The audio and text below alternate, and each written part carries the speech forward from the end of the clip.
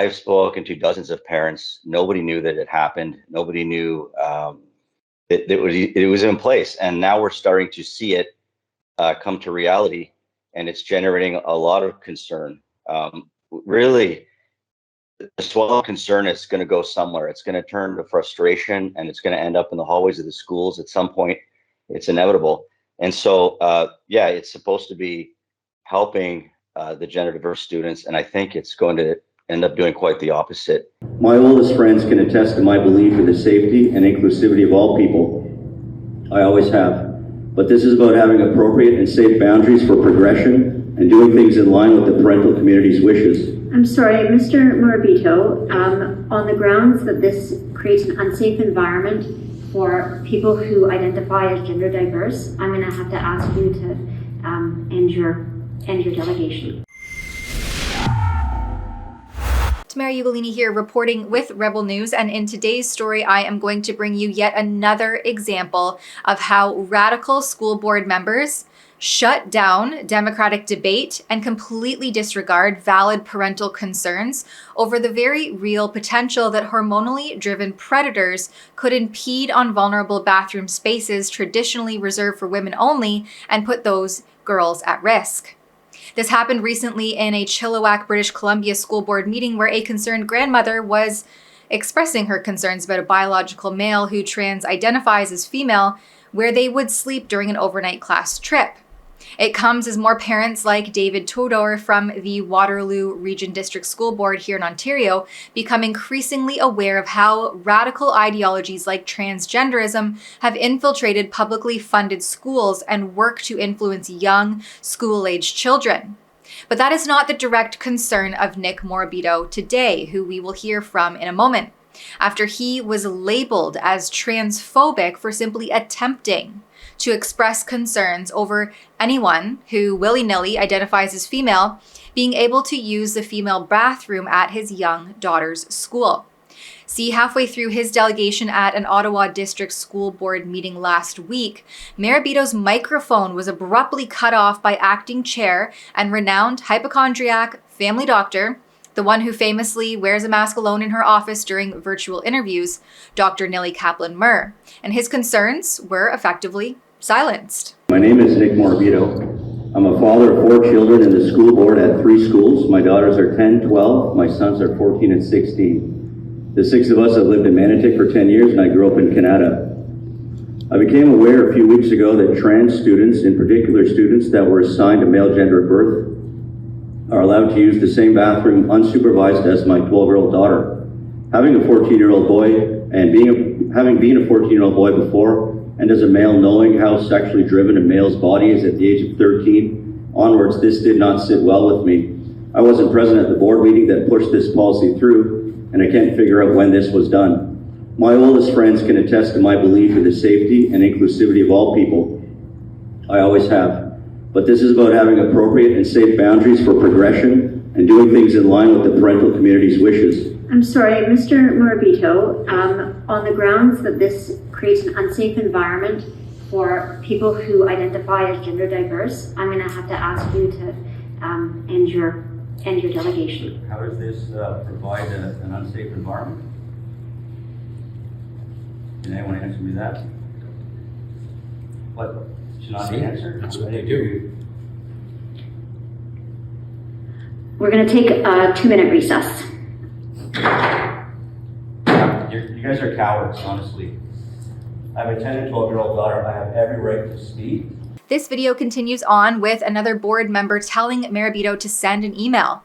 And if he doesn't receive a response and his concerns remain ignored and unaddressed, well, that's that, according to these publicly funded bureaucrats.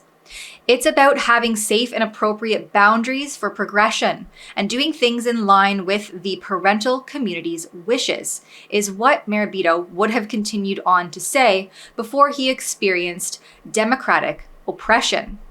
That's what trans female Julia Malott went on to Twitter to say in support of Morabito's stance. Listen for yourself. What the Ottawa trustees did in this week's meeting perpetuates that exact mindset, that transgender individuals are so vulnerable that speech must be censored for their protection. See, this isn't even about washrooms anymore now, is it? That's no longer what we're talking about. It should be what we're talking about, but we can't, because instead we have to talk about whether we're allowed to talk at all. That's a really scary place to be, and people are fed up. And those who are angry are starting to put the blame on people like me for their democratic oppression. You want to create safe spaces in our schools? Then let's talk about it. Let's bring everybody to the table and let's have the discussions that we need to have.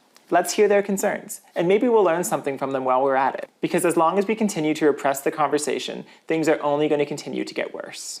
And that is exactly what Morabito himself details in this exclusive interview with Rebel News, where he refers to a policy implemented by the ODSB sometime in 2016 that is meant to ensure all gender identities and expressions feel physically and emotionally safe, welcomed, and accepted at school. I've spoken to dozens of parents. Nobody knew that it happened. Nobody knew it was in place. And now we're starting to see it come to reality, and it's generating a lot of concern.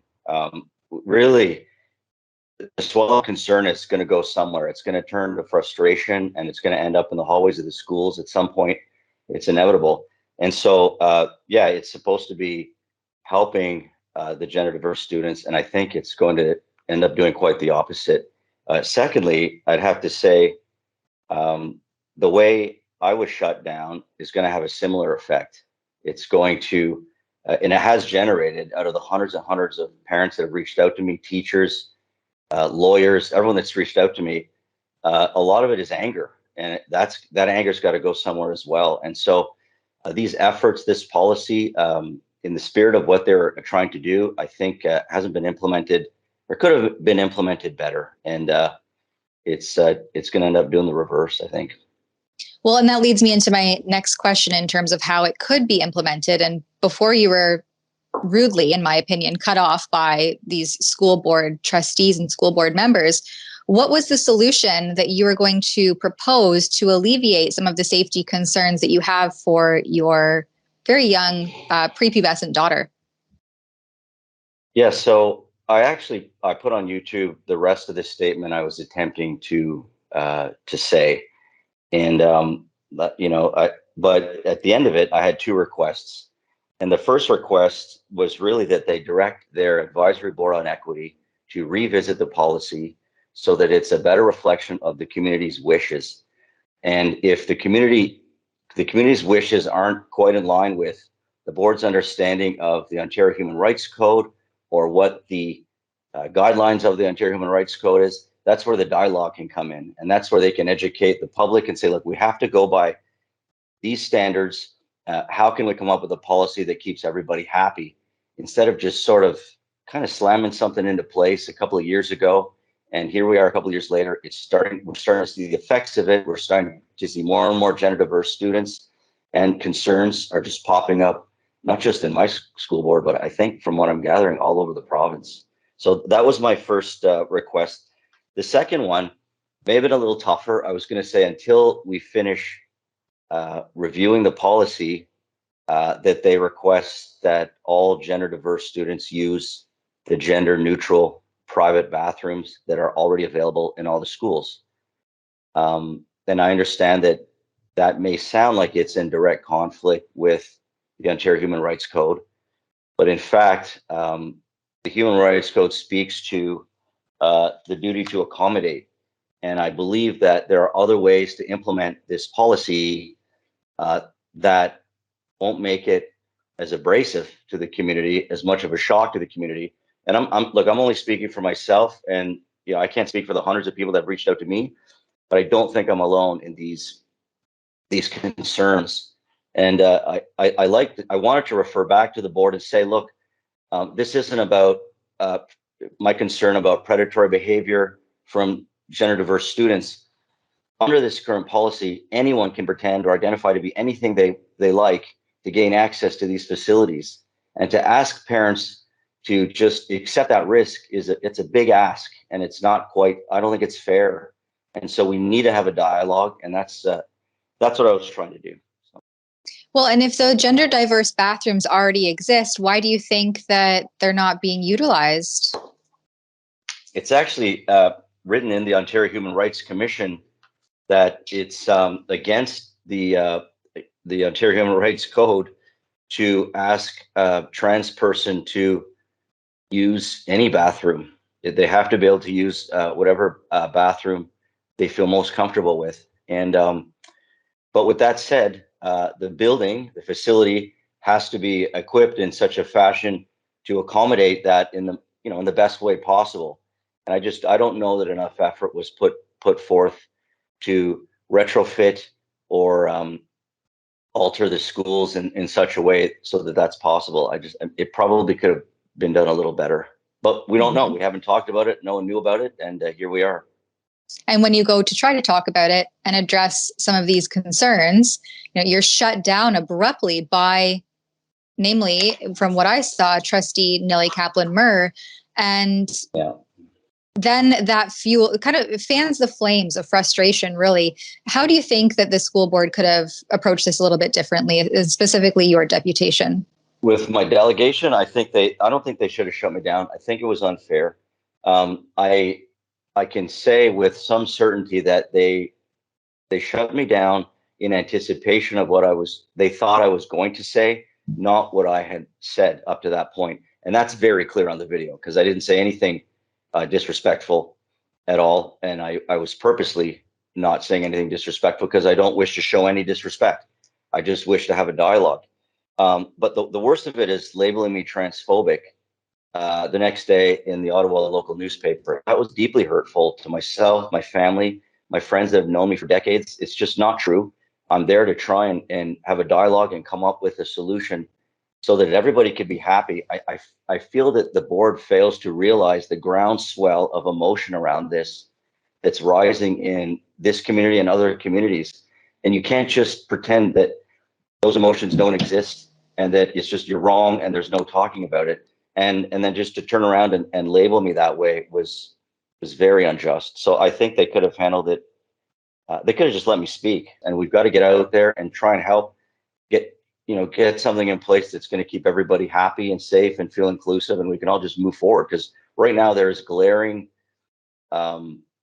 discomfort with the way it is right now, and it just can't be ignored. It's not going to be a good situation. So I'd like to speak again. I'm going to try and speak again, and we'll see if they allow me. And pending that, that they don't allow you, what does the next step look like? Where do you go from here, trying to advocate on behalf of these very real concerns for your daughters? I've given that a lot of thought. I don't have one answer. There's a few answers. I'd like to speak again. I'd like to get my voice heard, and I know that other parents want their voices heard. I've had, like I said, so many people reach out to me. I've had lawyers reaching out to me offering services. I've had human rights organizations reaching out to me offering assistance. That's all great, and I appreciate it, and I will use it if I have to. But I still feel like the board their intentions must be in the right place. And if they are indeed in the right place, then they will let me speak again, which hopefully will inspire other parents to put their respectful, honest thoughts on paper and apply as delegates to speak again. And as a community, we can figure this out. I suppose only time will tell if these emboldened gatekeepers will end their purge on public comment, will stop censoring free expression, and will uphold democratic process instead of oppressing it. After all, these are publicly funded institutions that are there to serve the public. For Rebel News, I'm Tamara Ugolini. The rise of identity politics in publicly funded institutions is exactly why we have launched an awareness campaign and petition at stopclassroomgrooming.ca, asking young school-age children for their gender identity and sexual orientation is perverse and inappropriate. If you agree, then head on over to stopclassroomgrooming.com to sign the petition, check out all of our reports, and chip in a few dollars if you appreciate this independent journalism. That's stopclassroomgrooming.com.